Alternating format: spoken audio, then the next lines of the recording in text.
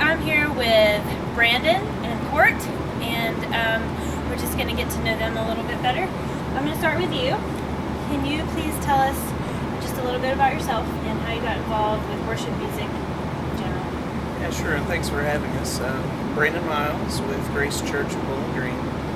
I've been playing music since I was 13, 14 years old, and grew up in a little Southern Baptist church in Whitesville, Kentucky, and have just always been involved with worship music in one way or another.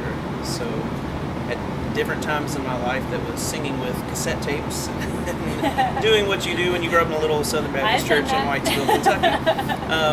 Then as I got older, starting bands and playing music with other people and writing music, and just something that's always been a foundation for my writing is my experience, and that experience always comes back to who God is, who I am in God, and that whole journey in search, which naturally has just kept me in church life and playing music and leading music with other people in the community that we're in now.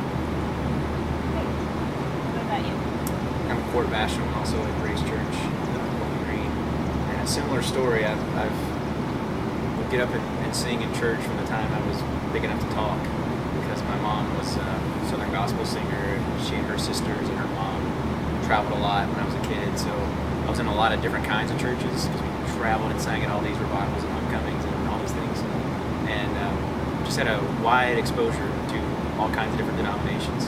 I think that's really informed who I am as a person and as a musician too. I can imagine. And so we didn't really do praise music in that church. It was, we did hymns and we did special music. Yeah. So Totally praise, different. right? The whole praise music thing was brand new to me. Even as an adult, I got pretty involved in Campus Crusade for Christ at Western Kentucky University and played on the praise team there. And that was really my entry into it.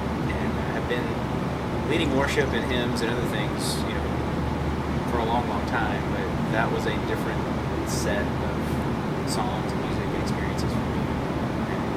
And I've been leading music at Grace now for 10 or 12, 13 years. Well, can you tell me about a favorite worship experience that you've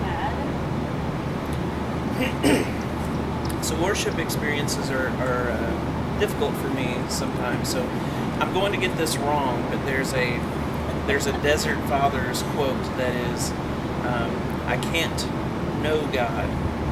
I can't understand God. To do that makes God smaller and fits into me, into what I can understand. But I can love God. And through that love, I can develop a knowing. So I try to understand God the best I can, but my love for God is what drives me to worship Him, and what drives me to try to live the way God would have me live, and loving my neighbor and my enemy. And it's difficult stuff, and worship helps me want to do that better. As far as an exact experience, we try really hard not to manipulate experiences. I wouldn't say anything negative about being emotional when you worship or having these experiences, but I think each person is so different, and for myself, I don't typically have that type of experience. I kind of have little insights and little tugs and little things I might notice, or just a little voice that's trying to maybe nudge me one way or another. So we try to worship God as faithfully as we can, and let those experiences fall how they may. On the other hand, I never second guess anyone else's experience, even if it's very different than mine. So I, like Cort, I grew up in a little Southern Baptist church. I ended up, for a number of years, worshipped with a Pentecostal church and led music there, played drums, did different things, and I was around a lot of people who spoke in tongues and had a word from God, and they had all of these experiences that I never quite related to, but I still felt at home there because it was a community of people worshiping God, and it wasn't about whether my experience exactly mimicked theirs. I would say the closest thing I could relate to that question is going to a New Song musical festival in Litchfield as a teenager, and I couldn't even tell you an exact moment. I'm sure it was during Jeff Moore in the Distance or Audio Adrenaline or something like that. But I just remember the bigness of music and people. The biggest thing just being people together, So many. singing in one voice. That's one thing I do like. You know, we were talking earlier about worship bands and worship leaders. I don't identify with a lot of them as a songwriter. I like to go a little deeper than, you know, how big and awesome God is, although that's very appropriate. He's very big and very awesome. But something I like about Hillsongs is just that big voice. There's something special that I can't quite put my finger on when people are together singing for one cause, for one goal, that being the worship of God. In this case, is very moving, and when that happens, it's always special, very memorable. What about you? Yeah, when you're doing this interview, I realized how similar we are. Really, I mean, it's kind of remarkable, but because our backgrounds are so similar. But, and you know, a lot of the idea behind worship and experience, I totally agree. But one thing I can say is pinpointing one also for me. That's a hard thing. But I can say when I'm affected most by worship, usually Christmas Eve service is really powerful. And Christmas music is powerful on its own, but reading those scriptures and then playing that music in a time that is focused on as big and awesome as this God is, and a lot of what worship gets at, this God became human through a child, through a person. What? Through a mom, that's what that service does that to me in a way that, I mean, I'm aware of, but has me think about and contemplate that reality in a way that I don't on a day to day. Like I understand it's part of my belief system, but to dwell on that reality and the mystery of it and the difficulty of it as a human trying to make sense of it. Yeah. So many of those songs are trying to do that.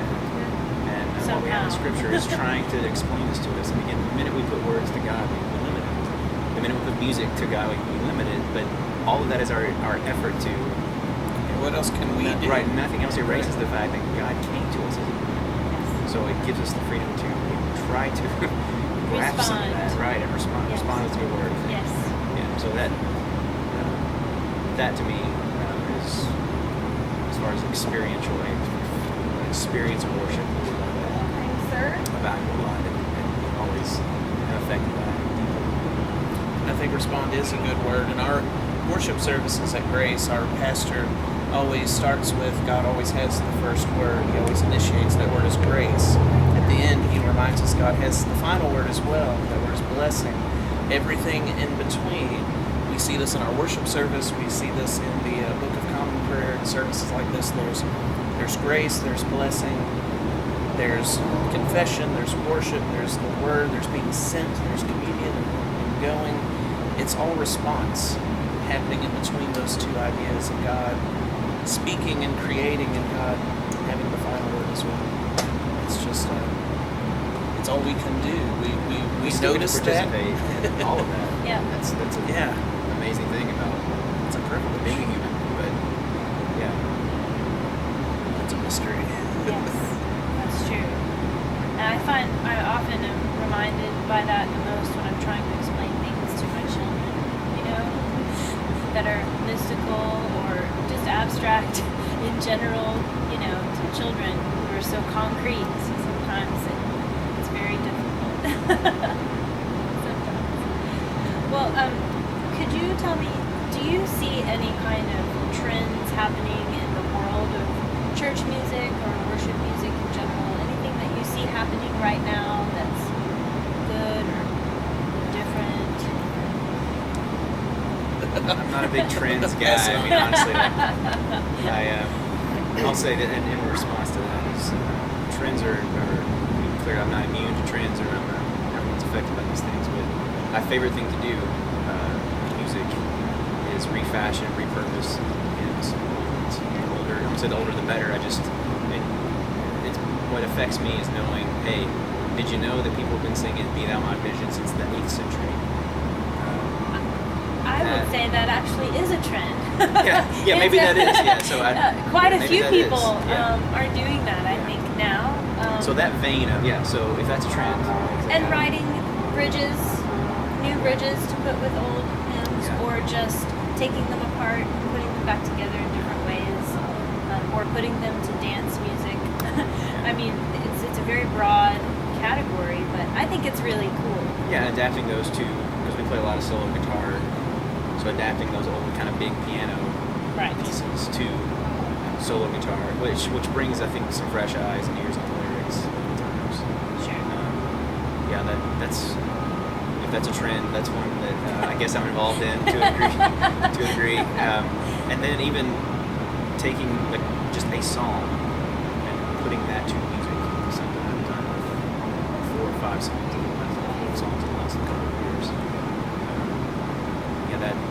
That's a powerful thing where these words have been the word for, in the Psalms cases, thousands of years, and for us to put,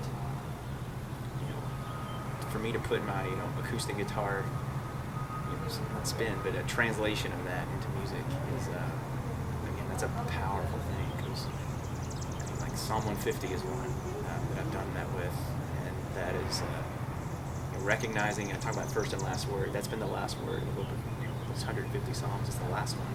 It's basically, let everything that has breath praise the Lord. That's the last word of the Psalms. And so that's been, if that's a trend, I guess and that's one for me. Yeah. I didn't mean to visually give away the fact that there was a noise and now it's gone.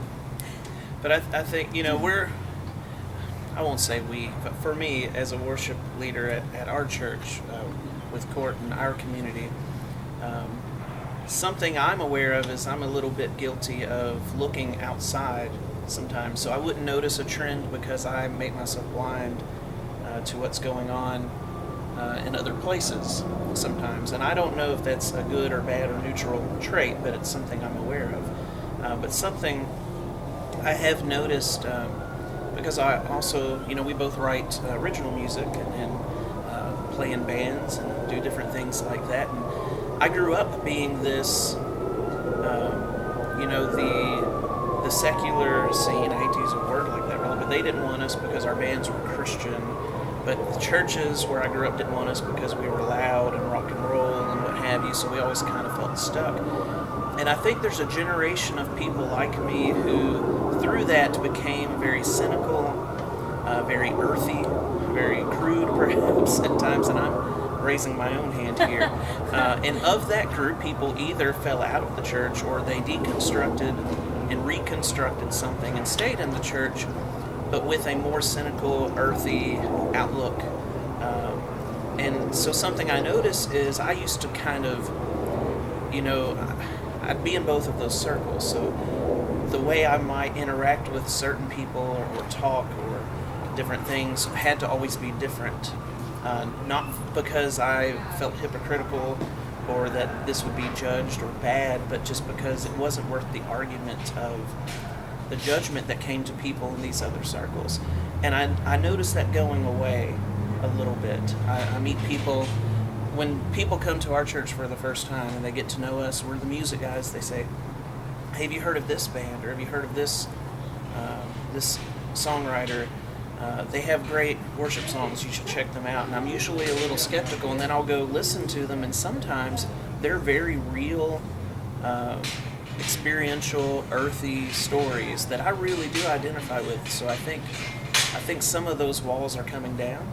I don't know how fast or how at large that is, but it's something I'm noticing and rejoicing a little bit, because I think the Jesus that we read about, that we believe in, spent time with people wherever they were, and people came to him how they were, and his answer to them was never dress a certain way, speak a certain way, vote a certain way. It was, love God, love your neighbor, follow me. And I think the more we can tear down walls and allow people to have that same experience with the church that they have with Jesus, a lot more people would want to follow him and realize that sometimes what they're rejecting isn't Jesus at all. I agree. agree. That might be a really complicated answer to a No, truly, no, but we've touched on that before. Just the idea that people out here, if you will, in a church service need to know, want to know that the people up there, whether it's the preacher or the people doing the music, can relate to what they actually go through. You know, and if they don't feel that, then they don't connect emotionally or intellectually or any meaningful way.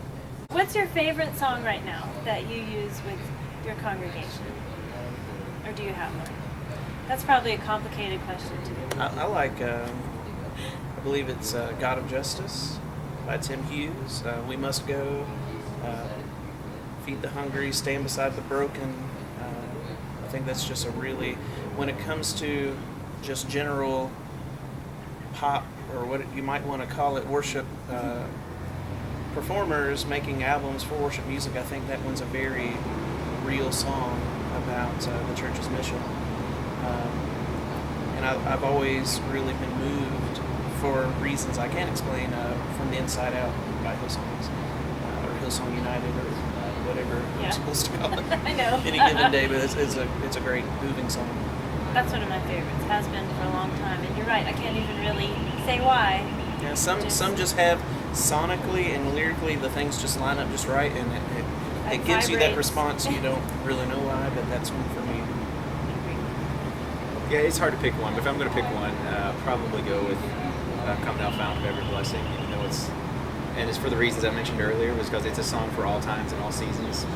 I've heard it done as a Christmas song, but it's done the whole year round, and it's kind of if this is the right term, it's been heavy rotation in our church since I've been there, in various forms, piano, guitar, full band, Christmas. It can be present a lot because it's such a yearning for God, it's such a recognition of our condition and how God has responded to it. Met us here, and that song seems always, when we do it, it has something to say at any season, any time. So I'd probably choose that one. Thank you guys so much.